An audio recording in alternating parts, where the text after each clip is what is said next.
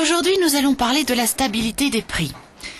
La stabilité des prix est définie par le Conseil des gouverneurs de la Banque centrale européenne comme une progression sur un an de l'indice des prix à la consommation harmonisé inférieur à 2% dans la zone euro.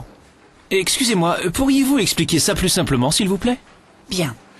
Imaginez un panier rempli de toutes sortes de produits, comme du pain, des tomates, du lait ou des chaussures, des ordinateurs.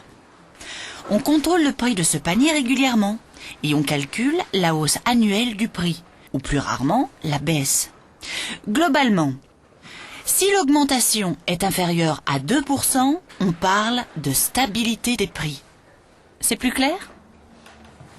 Bon, commençons par le commencement. En fait, à quoi sert l'argent?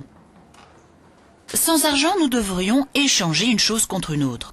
Comment un boulanger paierait-il son coiffeur? En lui offrant du pain. Mais si le coiffeur n'en voulait pas, comment serait-il payé? Tout deviendrait très compliqué. C'est pourquoi l'argent a été créé. Il facilite le commerce. Mais retenez qu'il n'a pas toujours conservé sa valeur. À certaines époques, les prix se sont envolés.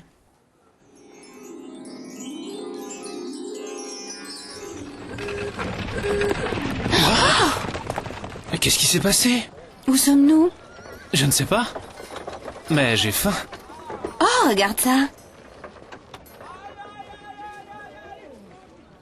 Alors, voyons ce qu'on peut avoir pour 4 pièces. Vous désirez? 2, s'il vous plaît. Non, ce n'est pas assez. Vous avez augmenté le prix. Mais pourquoi? Comme les gens ont de l'argent pour acheter plus de choses qu'il n'y en a à vendre, la demande pour mes gâteaux a augmenté. Et puis, le prix de la farine est plus élevé. Je dois régler le meunier. Le prix du bois pour mon four a augmenté aussi. Maintenant, ça me coûte plus cher de faire des gâteaux. Allez, au suivant. Pas de panique. Vous avez juste besoin de plus d'argent. Génial! Merci beaucoup. Mais c'est incroyable! Il continue d'augmenter ses prix. On ne pourra jamais rien acheter ici. Eh bien, il vous faut simplement plus d'argent. Attends un peu, je te connais. Tu es l'inflation. Oh, bravo. Comme vous êtes très intelligent, je vais tous vous récompenser par un prix en espèces. Non, arrête! Waouh! C'est génial! Non, ce n'est pas génial. S'il y a trop d'argent en circulation pour le même nombre de produits, les prix augmentent et l'argent perd de sa valeur. Vous avez vu ce qu'on m'a demandé pour ce poisson? C'est plus cher que le mois dernier. Avant, je pouvais me le permettre, mais plus maintenant. Les prix augmentent sans cesse, mais pas ma retraite. Et mes économies perdent chaque jour de leur valeur. Vous savez, c'est toujours les moins bien lotis qui souffrent dans des périodes comme celle-ci. Alors c'est donc ça l'inflation. Et quand ça commence, on dirait que c'est difficile de l'arrêter. Le revoilà! Fichons le camp!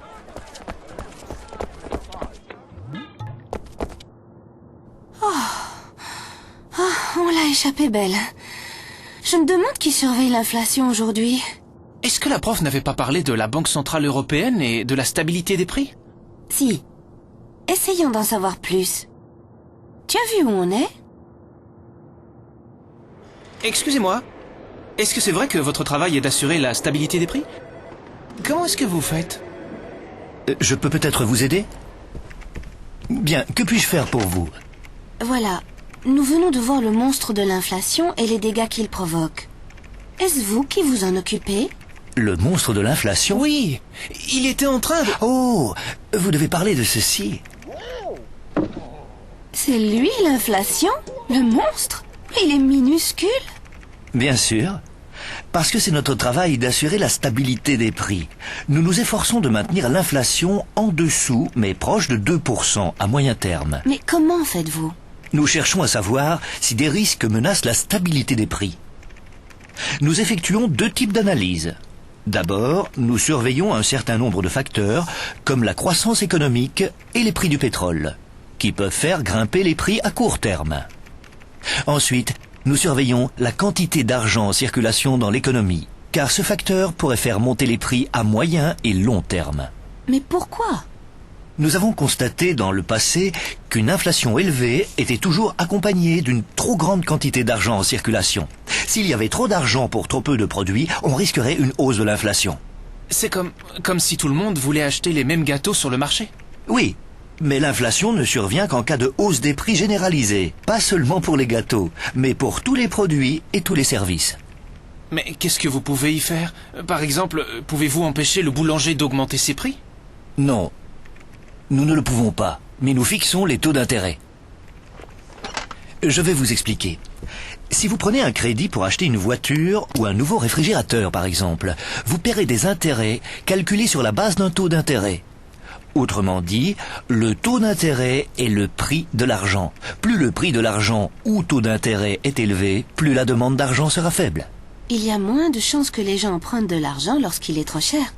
Exactement. C'est pourquoi notre mission est de fixer le niveau des taux d'intérêt. Et cela pour s'assurer que les prix restent stables dans le temps. C'est ça. La stabilité des prix crée la confiance. Elle favorise l'épargne et l'investissement.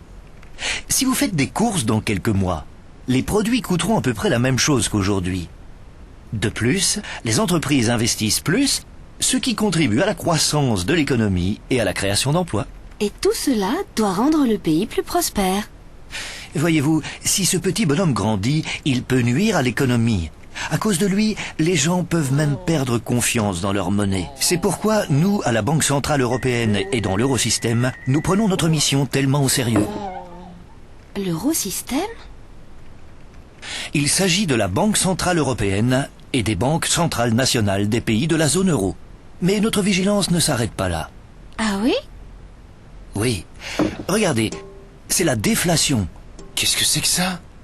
La déflation est une diminution générale des prix. Mais ça a l'air bien. Ah, pas du tout. Tout comme l'inflation, elle peut nuire à l'économie. Par exemple, si tous les prix diminuent régulièrement, vous attendrez avant d'acheter quelque chose, en espérant que votre achat coûtera moins cher la semaine suivante, et encore moins cher un mois plus tard. Pour la même raison, une entreprise peut décider de remettre ses investissements à plus tard, et l'économie en pâtirait. Ces petits bonshommes sont destructeurs. Bien. Quel est l'objectif principal de la Banque Centrale Européenne et de l'Eurosystème? Bien. Maintenir la stabilité des prix. Bien. Et combattre le monstre de l'inflation. Pourquoi ne pas l'appeler ainsi? Oui. Super.